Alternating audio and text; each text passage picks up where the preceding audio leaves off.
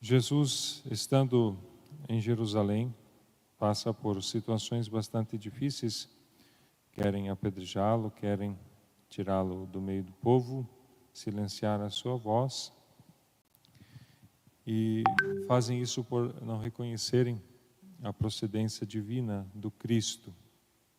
O Senhor sabe que somente a graça de Deus o sustenta e o dá confiança, somente a graça de Deus dá certeza de quem Ele é.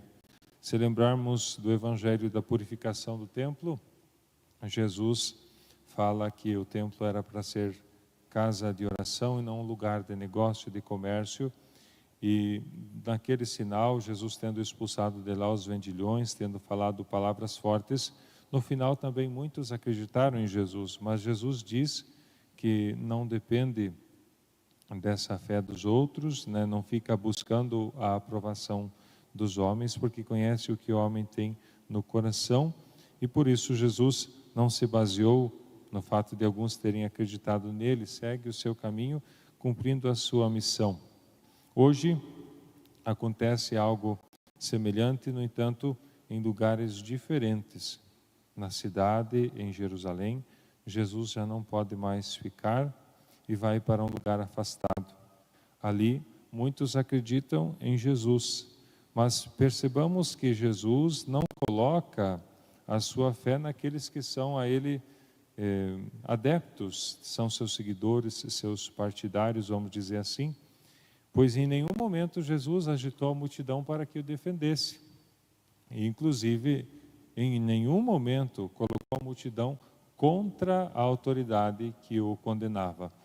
Por isso, Jesus sabe que ao auxílio, a força, a proteção, vem de fato somente de Deus. É isso que o Salmo de hoje também nos ensina, é isso que o profeta Jeremias também diz. Jeremias, que tendo interiormente muito sofrido diante daquilo que tem para fazer por causa de Deus, muitas vezes até mesmo se revoltando com Deus, dizendo: mas como assim o Senhor me exige tanto? E aí ele diz que tentou fugir, tentou escapar, mas a palavra do Senhor era como fogo e ele não conseguia agir diferente, não conseguia deixar a palavra de Deus, a não ser se caso fosse omisso, não respeitasse aquilo que a própria consciência lhe dizia e fugisse do seu chamado, da sua missão.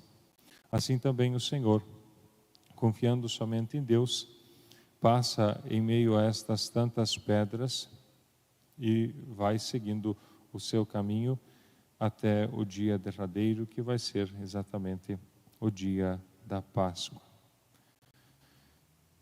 Nesse desapego de Jesus diante das situações do mundo, vemos que o Senhor não desespera.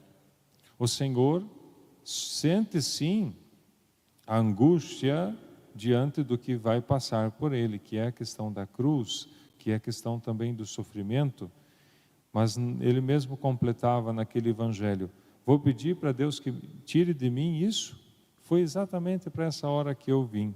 Por isso Jesus, inclusive diante da angústia, não quer fugir dos sofrimentos, quer fazer a vontade de Deus. Então também nós, reparemos que estando com Deus, somos chamados a buscar essa certeza acima de tudo no Senhor e não nos homens. Contrariedades até o Senhor as teve.